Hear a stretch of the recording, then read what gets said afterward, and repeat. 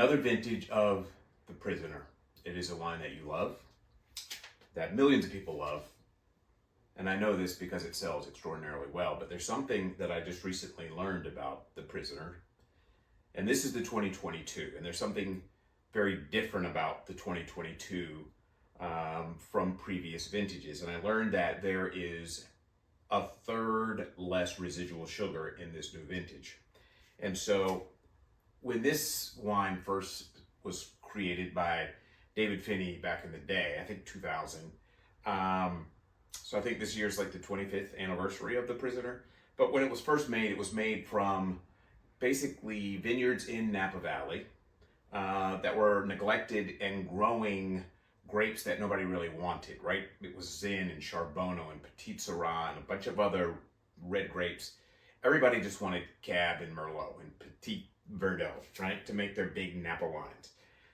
But that was the genius of making this wine back then. He was taking grapes. David was taking grapes that nobody really wanted from Napa Valley, from some storied vineyards, blending them together to make a really fun-loving, easy to drink, but a whopper of a wine, right?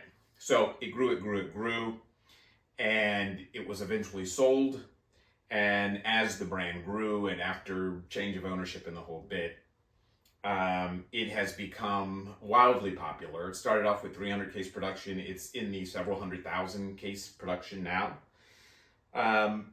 But as it grew, obviously some things changed in order to, support the volume increase, right? So one big thing is it went from a Napa Valley wine, now it's a California wine. And they started to, the residual sugar in the wine, and this is all legal in the whole bit, but basically it's a sweeter mouthfeel, right? So instead of fermenting all of the sugar out, they started to leave more and more in it because people like sweet, whether they know it or not. But let's be realistic, from the time we're kids, we love things that are sweet, Coca-Cola, iced tea, right? So this year, I was just in a meeting and they talked about that in the 2022 vintage of The Prisoner, they've dialed back the residual sugar 30%. That is a huge, huge deal. And why is that a huge deal?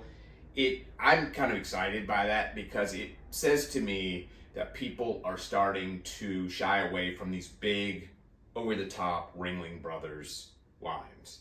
And so this still comes in at, where's the percent alcohol on this bad boy? Come on, it's gotta be on here. I don't see it, but traditionally this is here we go, 15.2. That's not shy, okay? But it's a blend of Zin, Charbonneau, Petit Syrah, I don't know, kitchen sink. Maybe there's some Merlot in there or the whole bit, but I don't know. It's changed over the years, but it's a big deal for them to dial it back because people were complaining. The wines got so big and so clunky and so chunky and so alcoholic and so fruity that realistically it did not pair with any food. It was just something to drink, and that's fine. There are wines that I like to just sit around and drink. They're not necessarily built for food. But I think it basically got out of hand, and as the price went up, the sugars went up and the alcohol went up, and I think at a certain point they said we need to pump the brakes on this madness and pull it back. So it'll be interesting to taste this. This is the first time I'm tasting the 22 vintage, but this is when it's all starting, right?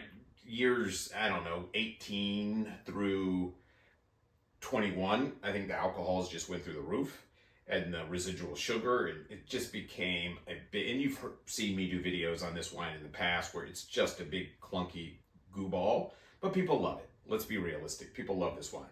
This is about a $50 bottle of wine, more or less depending on where you live, but it's real money. People are spending real money on this wine, so let's see where we are with it. So just right off the bat, they have totally dialed back the nose. This used to be a wine where if you put your nose in a glass of Prisoner,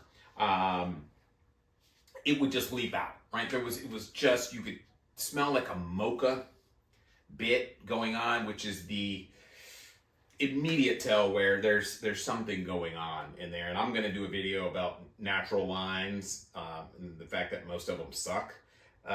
But if there are natural wines, does that make all the other wines unnatural? That's another story. Anyway, Up Your Wine Game is brought to you by Tiscato. Tiscato is a Moscato and tea blend imported from Italy. It's absolutely delicious, super refreshing, 9.5% alcohol, so don't let the smooth taste fool you. I like to enjoy it over ice with a little clap of basil. Super refreshing, super crisp, great way to pregame. Enjoy it. On the nose here, there's restraint, quite honestly. So it's a black fruit driven wine, blackberry, dark plum, but really dialed back. I'm getting zero mocha, which is what I used to get when you put your nose in a glass of Prisoner. It was that candied mocha chocolate thing that was just like, what is going on here? But there's restraint here. That's it. Not a terribly exciting nose, but that's fine. There are several wines that don't have a lot going on in the nose, but when you taste them, it lights you up. So let's see what's going on here.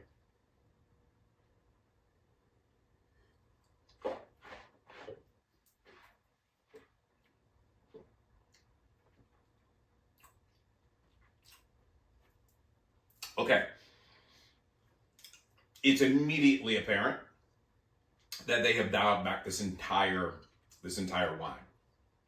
The acid on this wine, which I appreciate, is, while not striking, it's there. This wine is showing some balance, which is good to see, because this is not a wine that to me has been balanced in the last 10 years. That's not to say some of the wines weren't fun to drink. Some of these wines aren't, piacevole. But here there is a huge, it's immediately apparent that the acids are brighter, the ripeness in the fruit has been dialed back.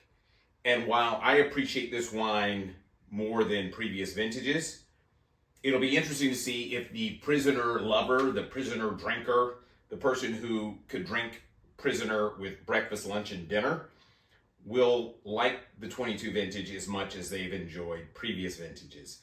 And I only say that because the part about the Prisoner previously that I did not really appreciate, I think that is no longer here, which is cool with me. But it'll be interesting to see if the core, the base of Prisoner drinkers will think that this is, if something has fallen off here. And if anything, I think it's become a more drinkable wine. But quite honestly,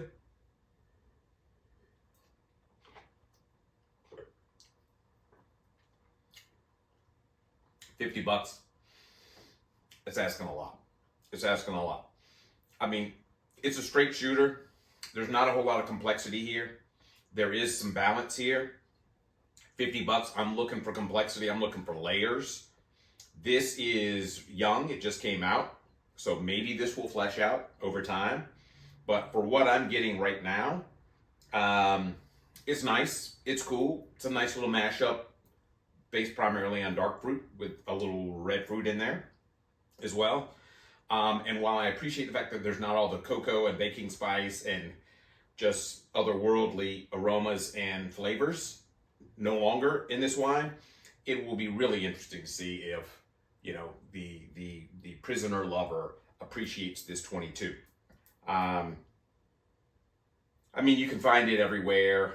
Hopefully they will stabilize the price on this, because if this is at the stores for over $50, that's a hard pass for me.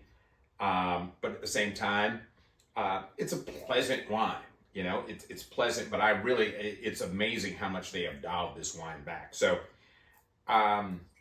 let's see what the reaction is from the Prisoner drinkers, and let's see if the 23, if they move back towards that. It's all will come out in sales. If it continues to sell as well as it does, they will leave that, and I think they'll be doing the wine drinker a solid, because here there's actually some fruit and acid balance going on, as well. Before it just wasn't. So anyway, this is the Prisoner 2022 vintage. It's a whole different ball game. To me, it's a better ball game. but it really is different from previous Prisoner vintages, or at least the past 8 to 10 years. So let's see what happens. And